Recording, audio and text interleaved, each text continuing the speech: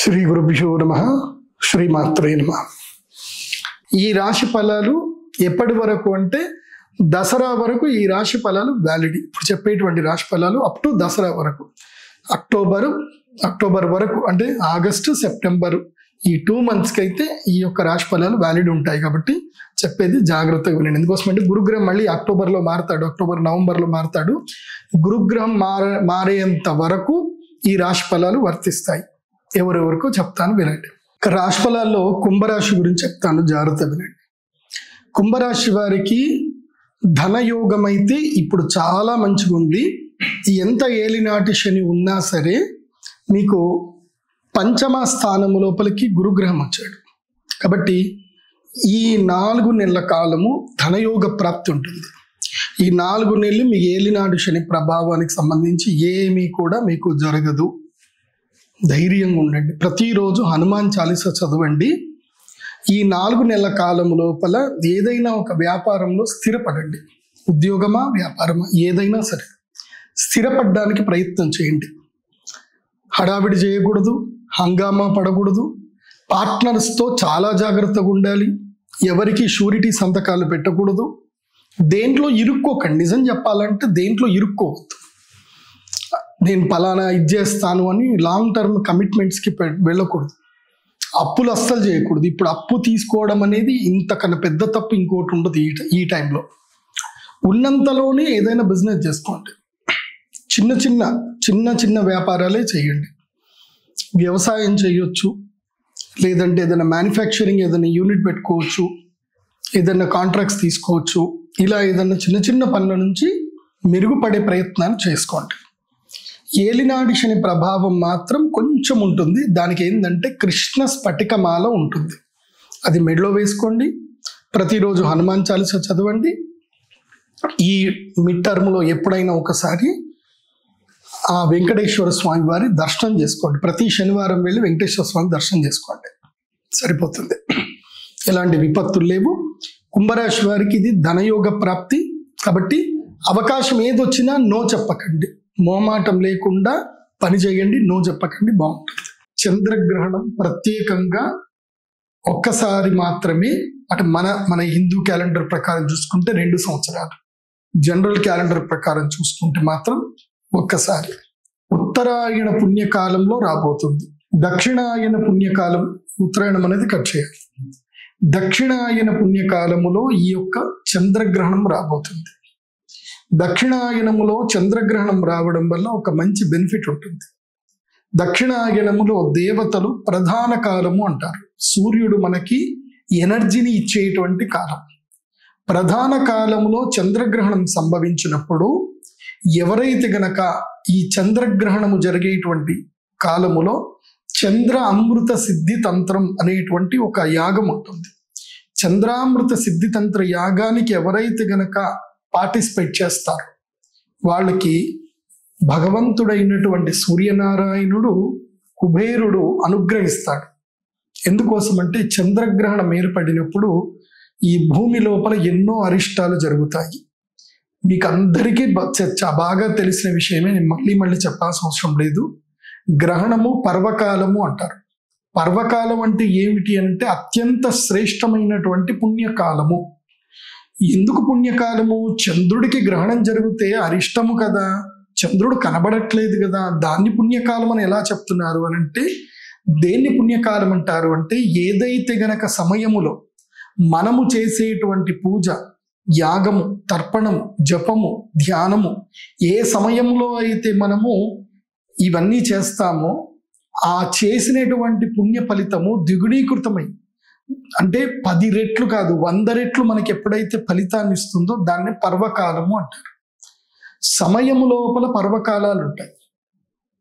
ఎలాగైతే మనం తినే ఆహార పదార్థాలు అన్నీ తినేటివే, కానీ ఎప్పుడూ అవి తినకూడదు. తినడానికి ప్రతి ఒక్క ఆహార పదార్థం తినడానికి ఒక్కో సందర్భం ఉంటుంది. మామిడి పండు వేసవి కాలంలోనే వస్తుంది, అప్పుడే తినాలి. సీతాఫలాలు శరదృతువులో వస్తాయి, అప్పుడే తినాలి. ఇలా ఒక్కొక్క ఫలమునకు ఒక్కొక్క కాలం ఉంటుంది. అలాగే గ్రహణము కూడా అద్భుతమైన ఫలితాలు, అంటే అదృష్టయోగము, రాజయోగం ఇచ్చేటువంటి కాలము గ్రహణ కాలం. గ్రహణ కాలములో ఎవరు ఏదైతే పని చేస్తారో దాని యొక్క పుణ్య ఫలితము 100 రెట్లు ఎక్కువగా లభిస్తుంది. అయితే ఈ గ్రహణ సమయంలో చేయవలసిన కార్యక్రమాలు ఏంటంటే, ఒకటి యాగము లేదా జపము లేదా దానము లేదా తర్పణము లేదా ధ్యానము. సో జప, తర్పణ, ధ్యాన, హోమాదులు ఎవరైతే గనక గ్రహణంలో చేస్తారో వాళ్ళని కుబేరుడు అనుగ్రహిస్తాడు.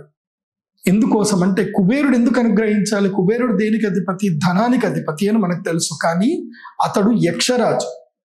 యక్షులు అనేటువంటి వాళ్ళు దేవతా సైన్యము. మీరు కొన్ని పుస్తకాలు చెప్తాను, కావాలంటే మీరు యక్షిణీ తంత్రం అని ఒక పుస్తకం ఉంటుంది, మీరు గూగుల్లో సెర్చ్ చేస్తే దొరుకుతుంది, చూడండి. దాని యొక్క మీకు ఈజీగా డౌన్లోడ్ కూడా అవుతుంది, హిందీలో డౌన్లోడ్ దొరుకుతుంది. యక్షిణీ తంత్రం అని చూడండి. ఒక్కొక్క యక్షిణికి ఒక్కొక్క శక్తి ఉంటుంది. యక్షులు ఏంటంటే వరాలు ఇచ్చేటువంటి వాళ్ళు యక్షులు. ఆ యక్షులు చాలా అద్భుతమైన శక్తి సంపన్నులు అవుతారు. విద్యా యక్షిణి ఉంటుంది, ధైర్య యక్షిణి ఉంటుంది, ధన యక్షిణి ఉంటుంది, జ్ఞాన యక్షిణి ఉంటుంది, సూక్ష్మదర్శిని యక్షిణి ఉంటుంది, తర్వాత నిధి దర్శన యక్షిణి ఉంటుంది. ఇలా చాలా యక్షిణులు ఉంటాయి. పెద్ద సైన్యం అది. ఎవరికి? కుబేరుడికి చాలా పెద్ద సైన్యం, యక్ష సైన్యం అంటారు. అందులో యక్షులు, యక్షిణులు. అందుకే మనం పాత సినిమాలో కనుక చూస్తే ఒక డైలాగ్ ఉంటుంది, యక్ష గంధర్వ కిన్నర కింపురుషాదులకు అని అంటారు. అంటే దేవతల్లో కేటగిరీస్ ఉంటాయి. దేవతల్లో ఏంటంటే సైనికులు, ఎవరైతే వరాలు ఇచ్చేటువంటి వాళ్ళు, శక్తి సంపన్నులు, సైన్యములో ఉండేటువంటి వాళ్ళు యక్షులు. తర్వాత దేవతలకి ఎంటర్టైన్మెంట్ చేసేటువంటి వాళ్ళు కిన్నరుడు, అంటే మృదంగము, సంగీతము, వాద్యము ఇదంతా చేసేటువంటి వాళ్ళు కిన్నరులు. తర్వాత గంధర్వులు. ఈ గంధర్వులు ఏంటంటే ఎప్పుడు కూడా కళా వినోదంలో ఉండేటువంటి వాళ్ళు గంధర్వులు. వీళ్ళు దేవతలని ఎప్పుడు కూడా వాళ్ళకి సేవ చేస్తూ ఉంటారు, దేవతలకి కావలసినవన్నీ కూడా చేస్తూ ఉంటారు. వీళ్ళు దేవతల యొక్క పర్సనల్ స్టాఫ్ అని కూడా చెప్పొచ్చు. తర్వాత కింపురుషులు. ఈ కింపురుషులు ఏంటంటే పూర్తిగా ఏదైతే దేవతల యొక్క అడ్మినిస్ట్రేటర్లో ఏదైతే ఉంటుందో అడ్మినిస్ట్రేటర్ వర్క్స్, అంటే మనకి గవర్నమెంట్ ఎంప్లాయీస్ ఎట్లానో అట్లా దేవతల్లో గవర్నమెంట్ ఎంప్లాయీస్ లాగా. గంధర్వులు ఎవరు అని అంటే దేవతల లోపల ప్రధానమైనటువంటి ఎవరైతే గనక అడ్మినిస్ట్రేటర్లో ఉండేటువంటి, లైక్ ఐఏఎస్, ఐపీఎస్ కేటగిరీ మనం అనుకుంటాం కదా, అలాంటి కేటగిరీ. తర్వాత అందులోపలనే మళ్ళీ ఎంటర్టైన్మెంట్ ఫీల్డ్ వస్తుంది, ఇంకా అన్ని వస్తాయి. అందులోపల యక్షులు చాలా కీలకం. యక్షులు ఎవరు అని అంటే గనక వాళ్ళకి పూర్తి తెలివితేటలు ఉన్నటువంటి వాళ్ళు. విమాన యక్షిణి ఉంటుంది, సౌభాగ్య యక్షిణి ఉంటుంది, వాళ్ళకి ఎన్నో కేటగిరీస్ ఉంటాయి. అలాంటి యక్షులు ఎవరు అంటే సైన్యము అని. ఇప్పుడు మన దేశంలో కూడా సైన్యం కావాలి, భూమి మీద పోరాడే వాళ్ళు కావాలి, అలాగే ఆకాశంలో పోరాడే వాళ్ళు కావాలి, అలాగే సముద్రంలో నీళ్లలో పోరాడే వాళ్ళు కావాలి. కానీ దేవతలకి ఎలాంటి పోరాడే వాళ్ళు ఉంటారు అంటే పంచభూతాలను కూడా తమ ఆధీనం చేసుకునేటువంటి యక్షులు ఉంటారు. అలాంటి అద్భుతమైన యక్ష సైన్యము కుబేరుడిది యక్ష సైన్యం. అయితే మనకి తెలియదు, కానీ మనము చూస్తున్న ప్రపంచం వేరు, మనము చూడనటువంటి 12D డైమెన్షన్ వరల్డ్ ఉంటుంది. 12 డైమెన్షన్లతో వరల్డ్ ఉంటుంది, అది మన కంటికి కనబడదు. కానీ ఈ వరల్డ్ లో 12D డైమెన్షన్ లో ఎక్కడో ఒక చోట ప్రపంచం ఒకటి నడుస్తానే ఉంటుంది. అలాగే యక్షులు కూడా ఎప్పుడు కూడా ఈ భూమిని భూత ప్రేతాల నుంచి, రాక్షసుల నుంచి, రాక్షసుల్లో కూడా కేటగిరీస్ ఉంటాయి, రాక్షసులు, పిశాచాలు, తర్వాత దానవులు, దాంట్లో కూడా కేటగిరీస్ ఉంటుంది. అందుకే మీరు పాత గ్రంథాలు ఏవి చూసినా గ్రహణం చాలా కీలకం. దుష్ట శక్తులకి గ్రహణం చాలా కీలకం. అందుకే కొంతమంది ఏం చేస్తారు అంటే గ్రహణ సమయంలో సాధన చేస్తారు. అంటే కొన్ని రకాలైనటువంటి శక్తులు కావాలనుకున్నటువంటి లైక్ క్షుద్ర శక్తులు ఏవైతే ఉంటాయో వాళ్ళు సాధన చేస్తారు. ఆ క్షుద్ర శక్తుల సాధన ఉంటుంది, అలాగే సాత్విక శక్తి సాధన కూడా ఉంటుంది. సాత్విక శక్తి సాధన అవ్వాలి అని అంటే ఏమిటంటే మనము ఈ యొక్క నేను చేసేటువంటి తంత్రం, నాకు తెలిసి అవి కూడా ఉంటాయి, క్షుద్ర క్రియలు కూడా చేసేటట్టుంది. సో కొంతమంది రురు భైరవ తంత్రం అని. సర్వే జనా సుఖినో భవంతు. శ్రీమాత్రే నమః.